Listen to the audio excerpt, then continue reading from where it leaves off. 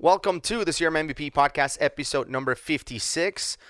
We're recording this the day after the Business Application Summit finished, and there were a lot of announcements during the event, including during the keynote. There was an announcement for over 400 new features that will be released in October and will be released in March. So the next two release cycles, we're recording this in June.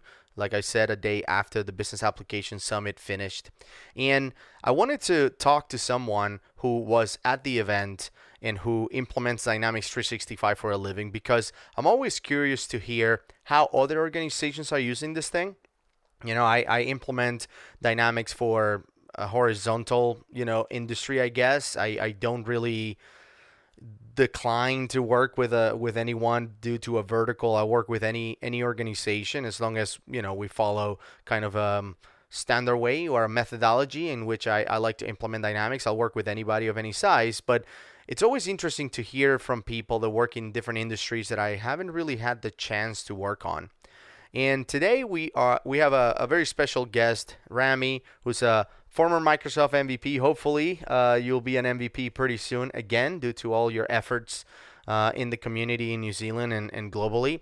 But also, Rami, you focus on the public sector too, which is interesting. It's something that I haven't really done before. So I wanted to get your perspective on not only the features that have been introduced this week during the event, but also how the clients that you're working with are leveraging Dynamics today. And overall, I think that one thing that really happens a lot is that a lot of organizations get Dynamics 365. They start paying for the Plan 1 license, Dynamics 365 Plan 1, which includes all the primary apps, right? Access to everything. But they don't really use everything. They kind of use just the sales or the customer service. And there's just a lot there that they haven't even realized. So I wanted to talk to you about how organizations can make the most out of Dynamics 365. How can they extract the most value, which in a lot of cases is all about leveraging functionality that is there that you can use, but you're not really taking advantage of it. But before we get started, Rami, number one, you hold the record of the furthest distance travel to the CRM MVP podcast dungeon/studio. So you have the new record. I think probably George Dubinsky was the previous record holder coming from Sydney, but man, all the way from Wellington, New Zealand. Yeah, that's right. It's pretty awesome. I don't know how much further, unless I get somebody from like Tonga. I think you're gonna hold that record for a long time. I think Tonga will probably be closer, right? You think? Yeah. So we're further down south. It was a long flight, definitely. Probably around 30 hours plus some stops and some of the airports as a transit. But it's a pleasure to be here. Yeah. Thank you very much for having me on the show as well. It's an honor, actually. Absolutely. Thank you for being on the show and for bringing me some stuff also from Wellington, from my favorite brewery in the whole world so far, the Garage Project in Wellington. Shout out to them. They don't listen to this, but I'm going to give them a shout out. Why not? And it was interesting because you brought me that, the 6-pack of beer from the Garage Project. And I immediately started thinking like, oh, we should do like a beer and business applications video. Yeah. Just have multiple episodes, beer and business apps. Yeah, have episode a few 1. Beers. Exactly, have a You few and me. beers. Exactly. Talk about some of the new features that are coming out, and as the night progresses, it becomes more interesting. Exactly. It becomes for sure more honest as the night progresses. So why don't you tell people who you are, what do you do in New Zealand, how long have you been working with Dynamics, just a little bit of the history of what do you do and who do you work for and stuff. Yeah, absolutely. So I'm from Wellington, New Zealand. I've been working in the Dynamics space for probably a good decade, a little bit more than that actually. And, it all started when I was sitting in an office. I'm a developer by trade, so I used to do a lot of .NET bespoke work back in the days. And then one day an account manager came in and was talking to my manager, and he sort of took 3 fingers up and he said 3 letters, CRM. And that was the beginning of my career. My manager came to me. Like, what is CRM? Yeah, well, what is that? What are you talking about? Yeah, we were doing SharePoint, and then that thing called CRM came in. I had no idea. And then basically the career started with CRM 3.0 back then. And we were doing some minor customization here and there. And I must say the product has evolved a lot over the years from its root customer-centric sort of beginnings, humble beginnings, into that really big, versatile platform that you can use for quite a lot of business needs. And I think this is some of the topics that I would like to talk about today.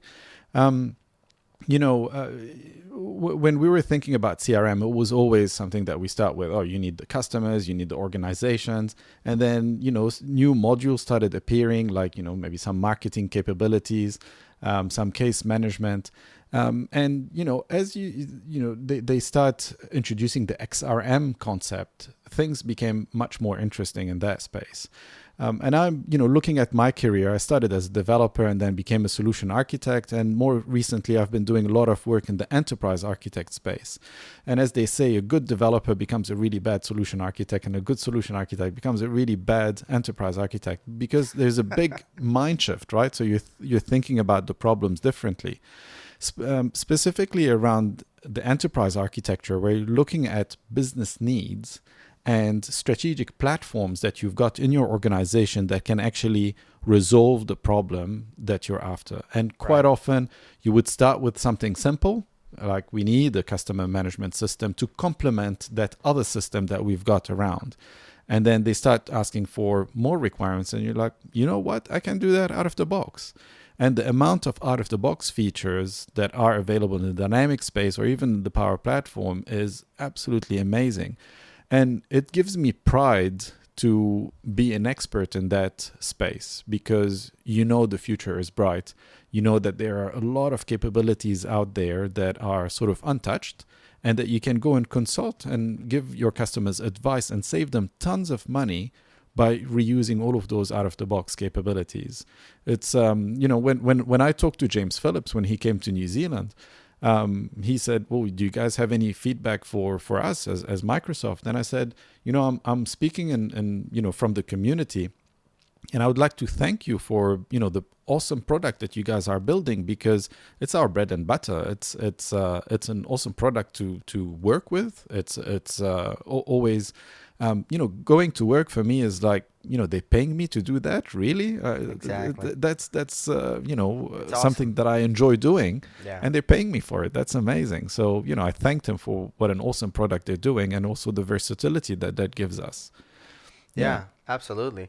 And I wonder, when you made that transition from developer to solution architect, if you, like, for me, so I'll give you my example, and then maybe you can answer from your own perspective. For me, when I became a solution architect and I did a few projects, and then I went through a project with another solution architect. I talked about this before on the show. It sort of opened my eyes to the fact that first and foremost, it should be about the business objectives and challenges and resolving those rather than the technology. I was coming from a technical lead perspective. My job was to make sure Dynamics worked well with other servers, and technically it was, sound, right? And work with IT departments. That was my main job. And then from there, I made it to functional consultant for a few months, and then solution architect. So I look back after I became all centric, became all about business challenges and business outcomes. I look back and I said, man, I would have been a way better functional consultant and solution architect if I did it this way. So I wonder if that applied also to you as a developer. Like, once you became a solution architect, you're like, oh, I would have been so much better developer if I knew all this stuff. Like, I feel that in some cases, developers, Dynamics developers, that maybe they were developers in other stuff and they became Dynamics, like you said, your boss told you CRM. I just don't know if they are aware of how much the application does out of the box, because I've seen some solutions that I'm like, why did they code this thing? Like, we can do this with a business rule, or we can do this with a real-time workflow, or we can do this out of the box. Like, why would they create it again? I feel that a lot of developers out there are not aware of everything Dynamics can do, and I wonder if once you became more aware, if you look back and said, oh, I wish I knew this stuff. Absolutely. Absolutely. You're 100% correct. And that's the exact same experience that I had. And I think, reflecting back, I think I wish I had a mentor back then that told me what to do and what not to do, and my life would have been much easier. Because as developers, we're always looking into the details. We're looking into code quality. We're looking into exception handling, for example. Writing that try catch, making sure it's as efficient as possible, but we don't look at the big picture. We focus on the task that we've got at hand. We, as you said, we make sure that it does communicate nice with other components, but we don't think about the other components because that's someone else's problem. As a solution architect, you get into that space where you're more at a higher level and making sure that there is harmony between all the different components that are being worked on. And then you give guidance to your mentees, if you want, or the people working with you on how we want to build it so that, there's longevity, there is other aspects that we're looking into, be it into functional requirements and future proofing, or looking into non-functional requirements. Or simply, the direction, the roadmap that an organization is taking, and making sure that whatever we do is compliant with that. And, same thing happens with the jump between being a solution architect and an enterprise architect, where you're specialized. As a solution architect, I am a sort of generalist, but also a specialized dynamics solution architect. Whereas as an enterprise architect, you can't be specialized in one product. You have to be fair, and you have to know a bit more about all the surrounding products and make sure that they do work with the roadmap. So it's the same thing. You need to understand the business goals that an organization has, the direction that they're taking, the strategic components that they're using, and how the product that you're proposing in there will work moving forward, and then will align with them. But having said that, I don't know, at least in New Zealand, it's really interesting to see sort of medium to large organizations, how many products they pay for that do exactly the same thing. Yeah. And this is where I come in from a dynamics perspective, and I'm saying, why are you investing into that product or this product where you can get it out of the box with dynamics? And guess what? As James Phillips was saying, it was a common theme at the business application. Microsoft is the only company in the world that can give you that sort of native first-class experience in the integration in all those products that they provide. It's not like they're buying companies right, left, and center, and then, as they said in the conference, leave it to the customer or to the implementers to figure out how to get them to work with each other. Right. It's actually there. It just works, And I think this is the advantage, and this is what the message that I try to give those organizations is, leverage whatever is available out of the box, and let me listen to your requirements. Maybe I can help you, and most of the time we can, and we can save them a lot of money by leveraging the capabilities. Now, you mentioned that obviously your goal is the business challenges and requirements, but you're also focused mainly on the public sector, right, in New Zealand. How do you gauge that, like when it comes to their business requirements and stuff? Because they're, in a lot of cases, they're not selling anything. They're not trying to capture customers. They're more reactive. They're more waiting for things to happen to sort of process them and react. I haven't done a public sector implementation myself. I've trained solution architects before in public sectors, and I always challenge them to give me kind of an example to challenge myself as a solution architect and see how I deal with this. And the last one I did, I delivered this class in Canada, and they were working on a project for the Canadian government that is essentially the government entity that distributes guide dogs for blind people. So if you're blind in Canada, you apply and they would assign you a guide dog to help you out.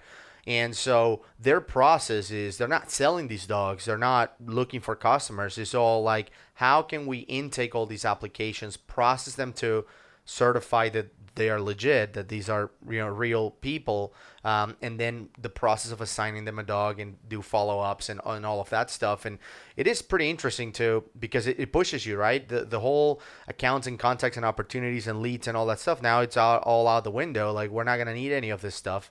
What do we do now? So how do your business challenges today, how do you handle that coming from the public sector? Can you give me some examples of that? So you would be surprised actually how similar they are. Typically organizations, whether they're in the public sector or in the private sector, they're looking for a system, they probably have one of two goals: either increase their cash flow and get more customers, or reduce the amount of money that they're spending on staff and processing and all of that. So either be more efficient or, try to venture into new markets. Right. And this is what we see in New Zealand. So in the public sector specifically, sometimes it's about being more efficient. It's a digital transformation. So, they are using a paper-based approach, or they're using something that is based on an Excel spreadsheet or an Access database or an outdated Dynamics implementation. And they want to use the latest and the greatest, use Flow to automate a human process, use Power Apps to have something that is specific to the needs of their staff, so that they can go in, do whatever they want, and then go out with the least amount of clicks, or without being distracted by other stuff that you've got in the usual model-driven apps. So that's one part of it, is to optimize that.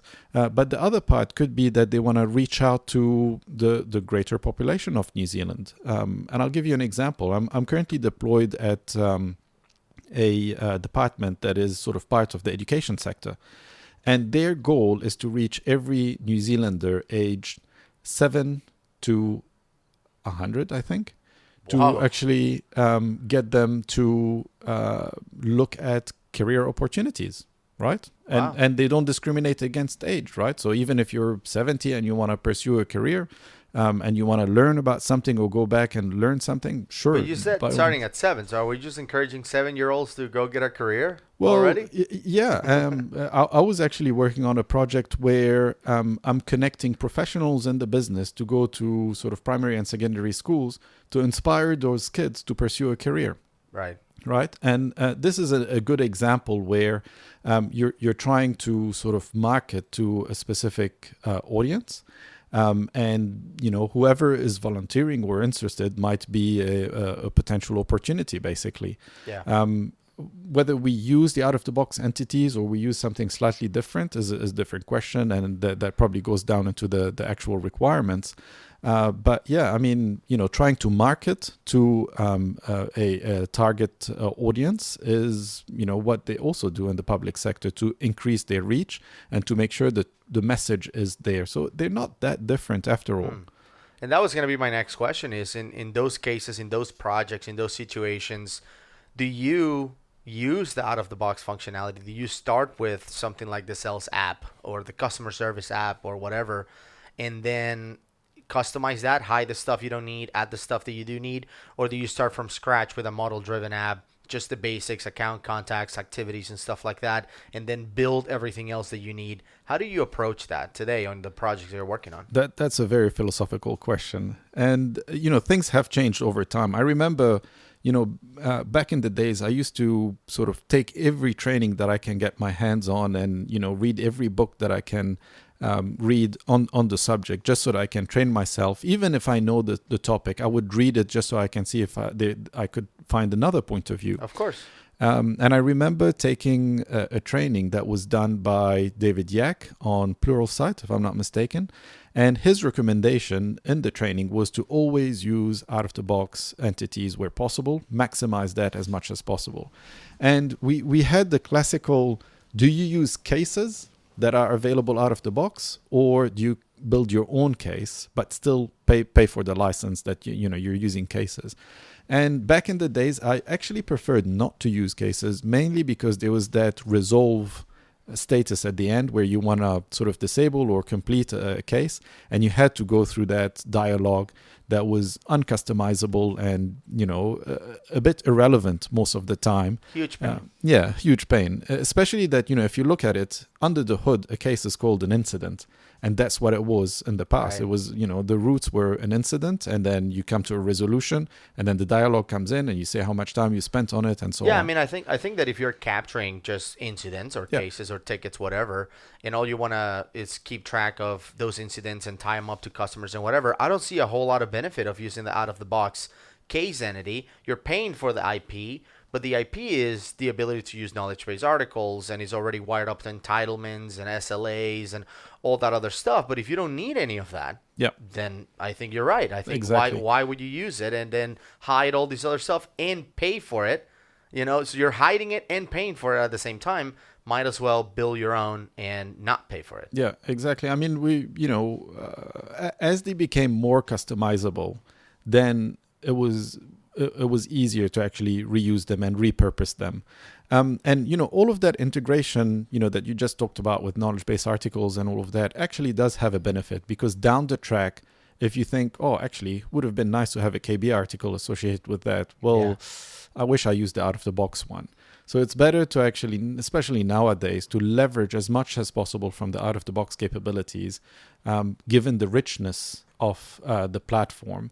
And minimize the amount of effort that you have to put into rebuilding it from scratch. But again, if you have a requirement that the out of the box applications can suffice and give you a solution for, then absolutely use it. Yeah, absolutely. But I like clean and tidy. And I think what they're doing with the sort of decoupling with the CDS and trying to keep it as sort of uncoupled basically is really good, and that has a lot of benefits, so that you don't get all the noise and the heaviness that is available with what used to be those first party apps.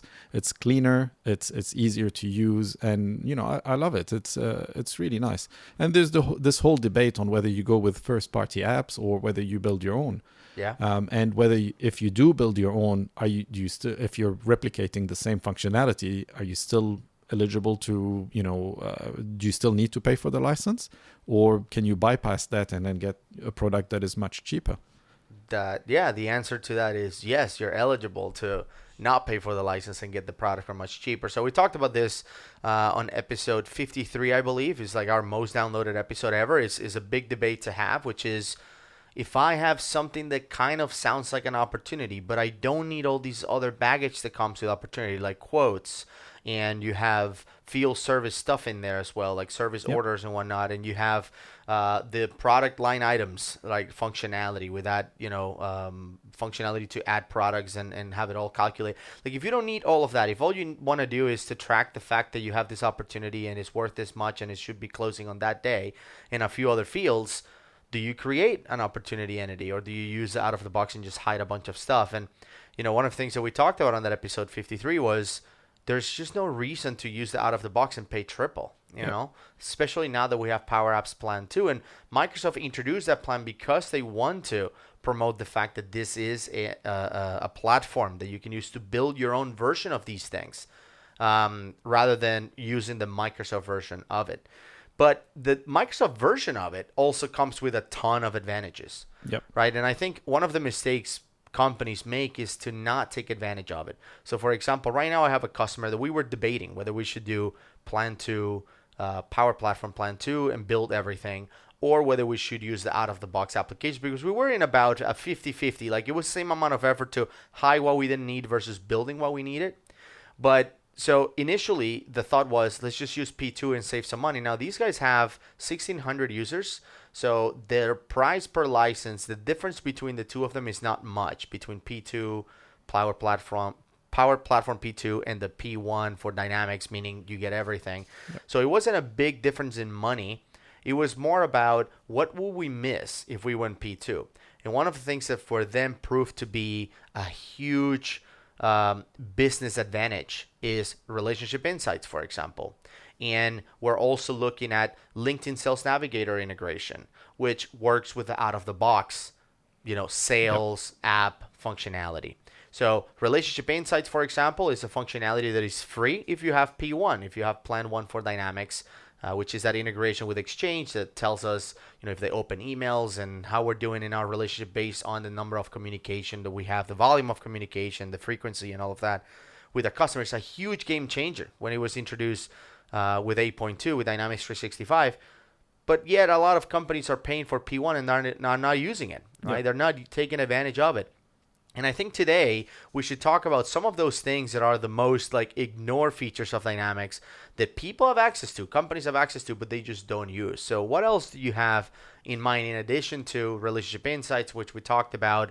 What else have you seen that the customers that you work with or companies out there, based on the interactions that we have on the community, are just not leveraging? They're not taking advantage of it. Yeah, I think in our case, the marketing module is something that quite often we like to advise our customers to use. So as I said, they usually start with either case management or customer management. Right. Sales And or customer service. yeah, so they always Yeah. start with that. And then as you actually start and talking to different business units, you realize actually they've got a big marketing department in there, and they're using Marketo, they're using MailChimp, they're using all those different products. And they start talking about integration between Dynamics 365 and all of those products. And I'm like, hang on. You get all of that out of the box. How about we leverage the existing module that you've gotten there, whether it's the sort of the legacy, sort of limited marketing module, or actually looking at the new Dynamics 365 for marketing, and then see what it's quite a brilliant product, to be honest. Looking at the journeys that you can build, looking at all the sort of personalization that you can introduce with all the templates. And all it takes is just like a 1 hour demo, and just showcase some of those capabilities and be like, wow, we didn't know that product is so rich. People just don't know. Companies just don't know. Yeah, and then you start introducing the social engagement. You show them, my understanding is that some of those capabilities are going to be a little bit more decoupled in the future from Dynamics 365.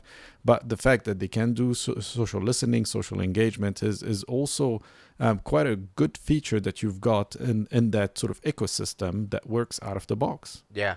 And also with some of the new stuff with the AI, AI for sales, AI for customer service. They just keep on introducing things that those are not really included with your license. You have to pay for those services. But again, I think it's important for companies to know that they're out there, because if they can be a game changer, it becomes an investment, not an expense. You're not really just paying for AI. You're investing on AI because it's going to help your business beat out competition, increase, profit margins, whatever it is, it becomes an investment at that point. Yeah. What else is out there? And I think as a segue, you mentioned marketing. Did you work with the previous Dynamics marketing, the marketing pilot acquisition? Do you have a chance to work with that? Because you've been working with Dynamics for a while, so I wonder if you dabble into that. And what's your opinion between the two? Because that one failed. We know that they kind of killed that marketing pilot, based solution. But this one seems to be picking up steam. There's several people out there that think you will be number one. Because right now, when you ask, so what's the marketing automation, leading marketing automation solution for Dynamics, most people will answer either Click Dimensions, or they'll answer Adobe, right? The Adobe Marketing Cloud. Not a whole lot of people are answering Microsoft yet, but a lot of people that I've talked to that know about marketing, that implement marketing automation for a living, they're telling me that they think this thing is going to be the leading solution in the near future. Yeah. In fact, I actually, so in New Zealand, I run the Dynamics 365 Saturday event. Yeah. Or the 365 Saturday event that we're calling it this year. And you can feel free to announce that I'll be attending as a speaker to the event, and then you have to do it. Yeah. I'll bite my tongue for now. All right. But yeah, and I'm also helping the Australians with the UG Summit that is happening in August, so around the same time as the 365 Saturday in New Zealand. And I'm on the board sort of helping them choose topics. And to my surprise, we had a big amount of topics on the marketing capabilities, the new marketing capabilities that have been introduced with Dynamics 365. And that means that A, the community is really excited about it. They can see the potential that it brings. And B, the customers are actually using it. The uptake is actually quite high. When they see the capabilities, they say, well, let's start a pilot. Let's actually start using it. It's actually, I've got a question in terms of, what's going to happen to the other competitors, I know Matt Whitman quite well, and, Right. I don't know, maybe you can get him on the show and get him to talk a little bit about sort of what are the plans. Right. I know that they typically have different sort of capabilities, but, the new stuff is actually quite neat and very capable. Yeah, and I know they're innovating, just specifically Click Dimensions. I did an episode with Mike Dickerson. I guess it was about a year ago or something. It was episode 26 or something. We're up to 56, so that's 30 times 2 weeks. That's a long time, and it would be good to do maybe an update with them, and hopefully include Matt on that, because I want their thoughts on the current status and the current state of marketing automation. Where are we? And I know they're innovating and coming up with new things, and it will be cool to do that. So that'll be a good conversation. But I wanted to get your take on where this thing is going, because it's true. There's a lot of interest on it, and I do think that a lot of people kind of dismiss it, but then they see a demo of it and they're like, well, this looks legit. Like, Yeah. we should definitely look into it seriously. Yeah, and we actually have converted customers from using products like Marketo and MailChimp to just use the Dynamics product, which does what they want out of the box and, fits 100% of their requirements. That's awesome. Yeah, great to hear. So what else is out there in Dynamics that you think companies are missing out?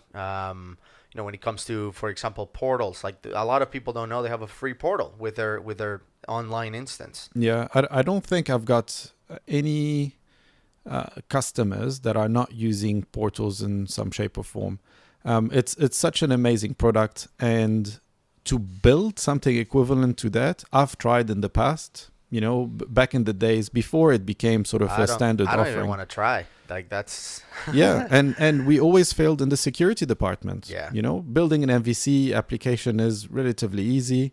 Connecting it and all of that, but to get it right, and talking to Shane and trying to understand what his challenges were when he was building it, and especially after the Microsoft acquisition. And he talked about things like localization and languages and all of that. To get a product that is that complete and to build it is going to cost a fortune and take a lot of time, and even then we would not get it right.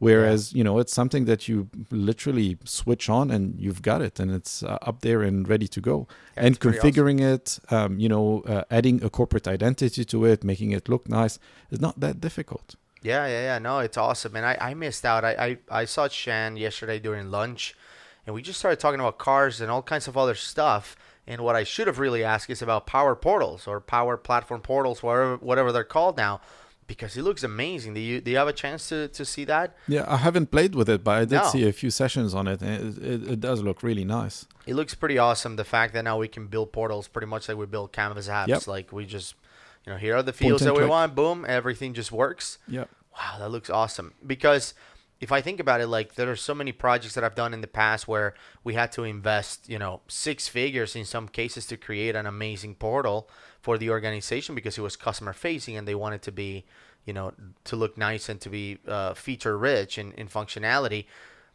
It's now the fact that we can do that drag and drop is like mind blowing. It's so awesome. So I should have asked him about that. Man, I keep missing these opportunities. I see people and I start asking them about bunch of stuff that our listeners don't care about, and I should really ask these questions and bring them up. So maybe I should just interview Shan. Yeah, I think that's a good idea. Is he still leading portals? No, he's not. He's busy on the platform. Yeah. More than anything. So after the acquisition, obviously several developers came from ADX Studio and they continue to work on the portal, but he's mainly focused on the platform.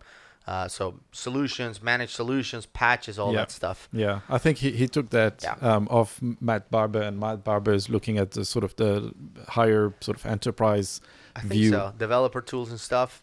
I can comment. Obviously, we just came from the MVP Summit and we saw a bunch of stuff there, but they're knee deep on the platform, and it's cool because the more improvements they have on the platform, the more tools we have as creators to come up with solutions in Dynamics 365. Yeah, another thing that just came to my mind is probably the capabilities that you get sort of out of CDS, Power Apps, and some of the offline capabilities that I really like. Yeah. I think the whole ecosystem is looking great. Some great announcements were made.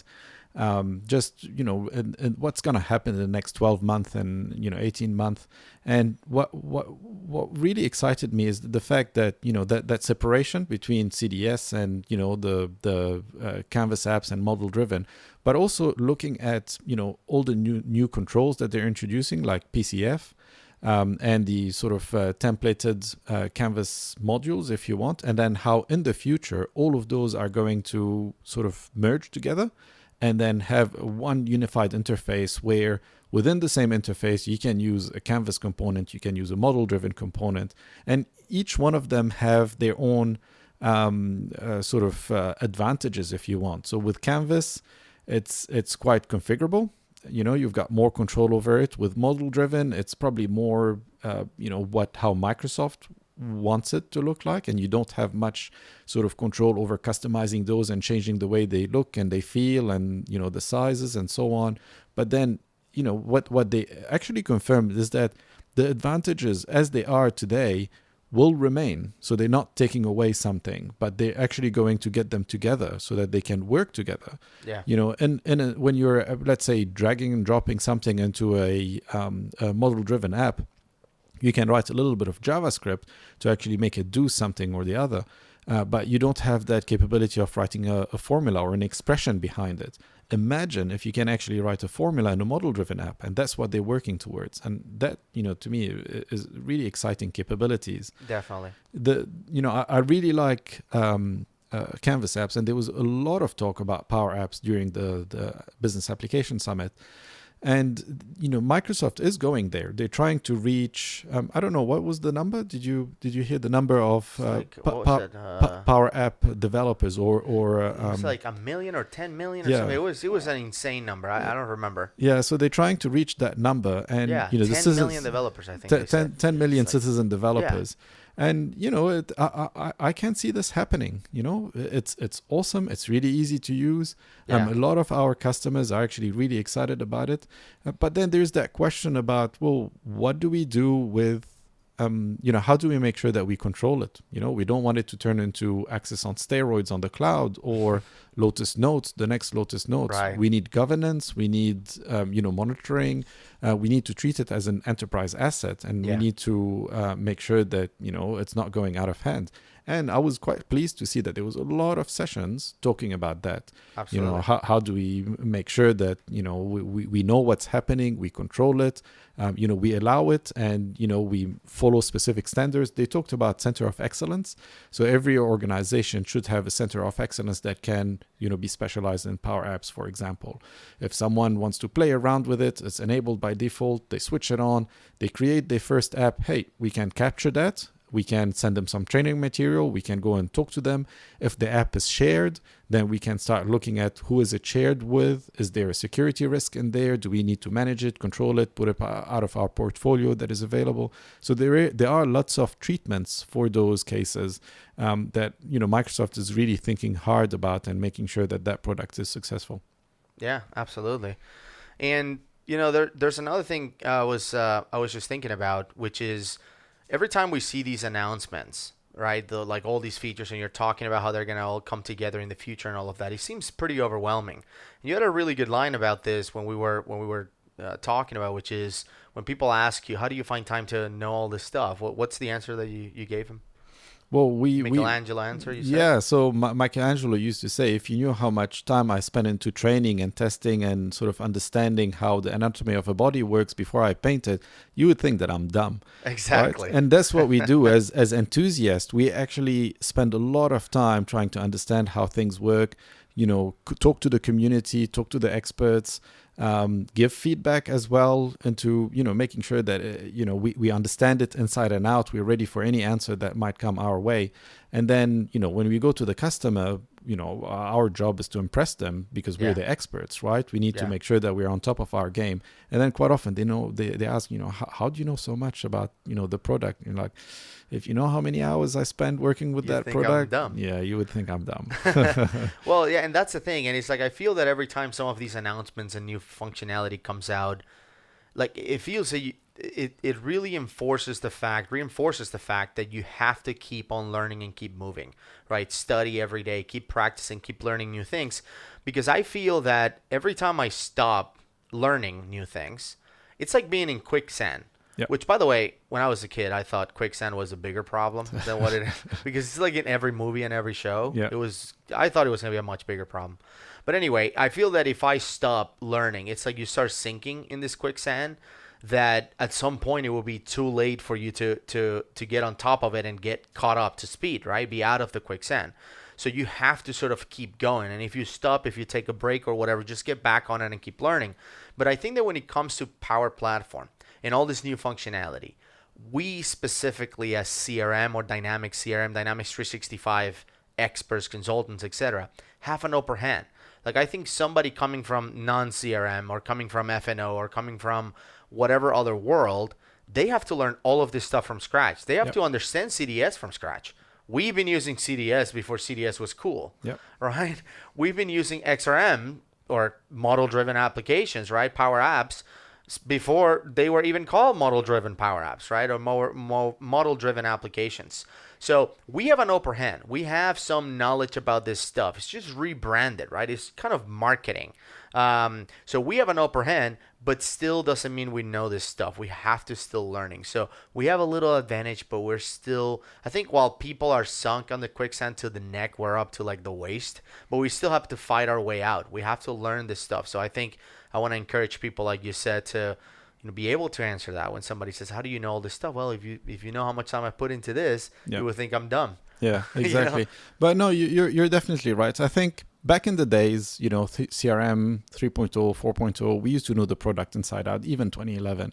But then, with all those new capabilities that are coming in, they did a few acquisitions, and then they had, the MDM back then, the marketing module, the social engagement, the enhancements that they made to field services, connected field services, IoT. It's turning into a massive product.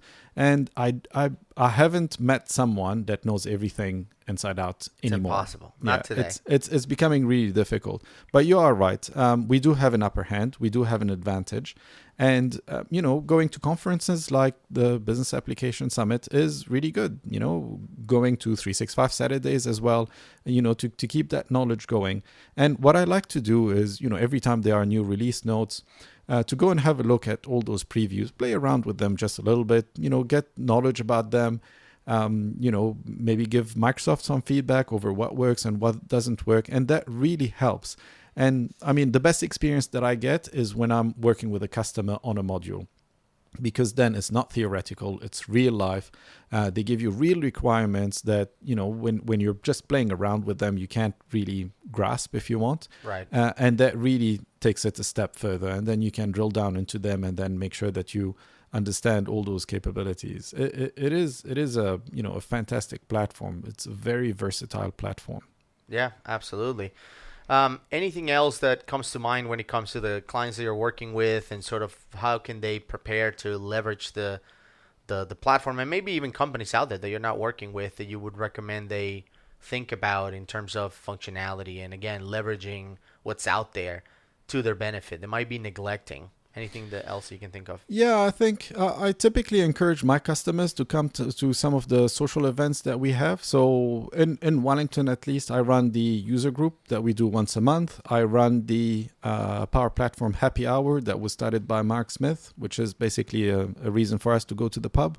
But, there's always conversations in there, whether it's customers or vendors, about a new feature that came out that actually might lead into an opportunity and more work. So always, keep learning, keep up to speed. And you're right. I mean, one of my fears is, am I not doing enough? Am I missing something? Being an MVP was really good, because then we had a little bit of insider knowledge. Life after being an MVP is also interesting, because you're not bound by any NDAs. If you hear something, you can broadcast it, and you don't have that fear that you might be giving out too much. That's right. Yeah. But yeah, I mean, every time I go to a conference, be it a Dynamics conference or an IT conference, or catch up with the MVPs, I always have that fear on whether we in New Zealand or the company that I work with, are we behind? Are we doing enough, or are we doing more? Yeah, and I think going to public social gatherings, like you mentioned, really open you to hearing from other companies too, how they're leveraging the solution. And even if they're not in your same industry, you can hear how they're leveraging the marketing component or whatever it is, and you can start getting ideas like, oh, maybe I should look into that. Like, I haven't really paid attention to it, but I'm gonna look into it. Yeah. Because you hear firsthand from companies that are already leveraging it and taking advantage of it.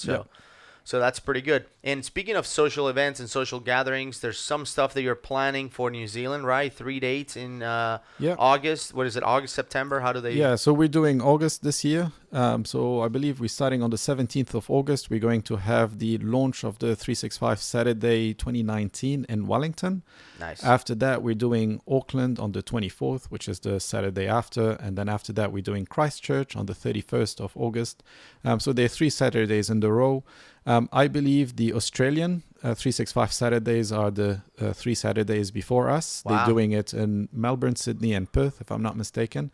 And in between our the 17th and the 24th, so between Wellington and Auckland, they're also doing the UG Summit in Melbourne. So that's going to be well attended as well. Sounds like an amazing vacation if you can go into the, absolutely. the Australasian, I guess, continent and just I guess travel around learning dynamics. That sounds like an epic 6 weeks. Yeah, and month and a half. And an extension to potential speakers as well, like yourself. Right. If you want to come, I think that I chose the dates to surround the UG Summit to maximize sort of the capability of getting an international speaker that would like to speak in New Zealand and Australia. So it's a short flight between the 2 countries. Yeah. And if they're coming all the way from the US or from Europe or from anywhere, then jumping down to little New Zealand is really easy for them. And then going back to Australia or having a holiday in New Zealand. I don't know. Exactly. Sounds awesome. All right, Rami. So how can people get in touch with you if they have any questions about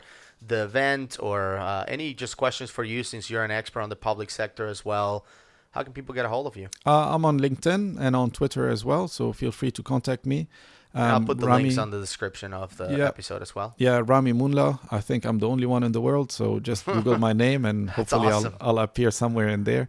But yeah, I mean, happy to get in touch. I get requests all the time on LinkedIn. I'm not fussy over who I connect with.